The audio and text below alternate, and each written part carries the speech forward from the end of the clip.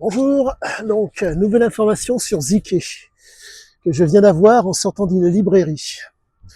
L'homme était vraiment un voyou de chez voyou. Il s'avère que lors de l'écriture de son premier bouquin, il a demandé une avance sur les droits d'auteur. Et l'avance sur les droits d'auteur fait que l'éditeur ne lui a pas fait un avaloir. Ce qu'on appelle un avaloir, si j'ai bien compris, c'est une, comment vous dire, une avance, en tout cas, c'est une avance sur la, comment vous dire, une avance sur la valeur du bouquin. En tout cas, ça sera sur les prochaines ventes. Là, le voyou qui est ziqué a demandé une avance sur droit d'auteur, ce qui consiste donc sur les futures ventes du bouquin à demander de l'argent donc à l'éditeur. Et ça fait toute la différence. Et donc, ça ressemble énormément à la, si je puis dire, à la spécificité de ce cher monsieur Ziké, qui consistait donc à pousser les gens dans leur retranchement, à être dans l'exagération. Compte tenu de son passage dans l'émission de Bernard Pivot et de la forte impression qu'il a laissée, lorsque l'éditeur, donc lorsque les ventes ont commencé à s'annoncer, qu'est-ce qu'a fait l'homme? Il a joué donc sur cette impression qu'il donnait pour faire en sorte que, entre guillemets, de jouer dessus. Il s'avère que son espèce de désintéressement, de je m'en foutisme apparent, avait été fait volontairement pour faire en sorte que, en tout cas pour susciter l'intérêt, entre autres, mais pas que. Sachant qu'il avait écrit ce bouquin pour faire plaisir à sa mère, on se retrouve donc face à un homme qui, pour, comment vous dire, c'est un bluffeur.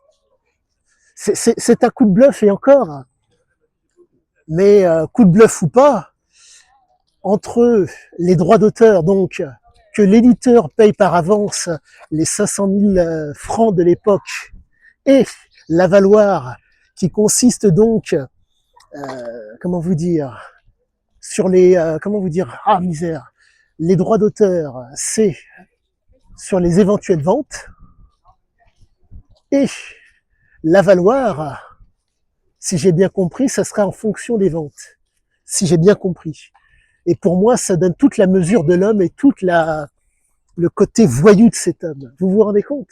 Ça veut dire que il a emmerdé l'éditeur en lui disant, écoute, tu crois tellement en moi, c'est pas un problème, donc tu vas t'endetter et après tu récupéreras l'argent sur les ventes.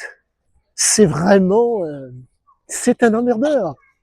C'est un emmerdeur, mais force est de constater que, comment dire, le comportement, la conduite est vraiment bonne, car vu le succès qu'il y a eu derrière, l'homme est rentré dans ses frais, il n'y a pas photo.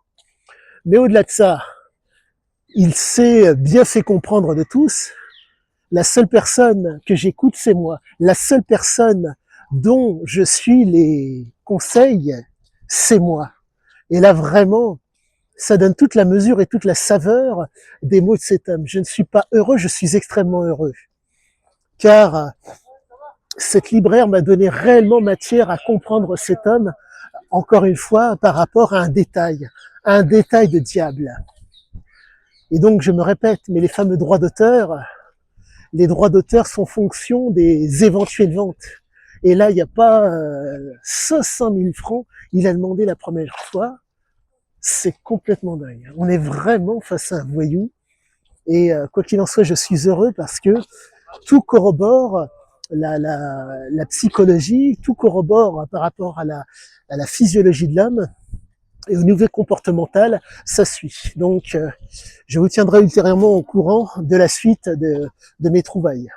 À bientôt à tous. En tout cas, découverte. Il s'avère qu'il n'y a quasiment rien à chercher, il y a juste à découvrir. Allez comprendre le pourquoi du comment. Certes, c'est un voyou, mais il vous donne tous les éléments pour pouvoir le comprendre de par ses écrits. À tous, bonne journée.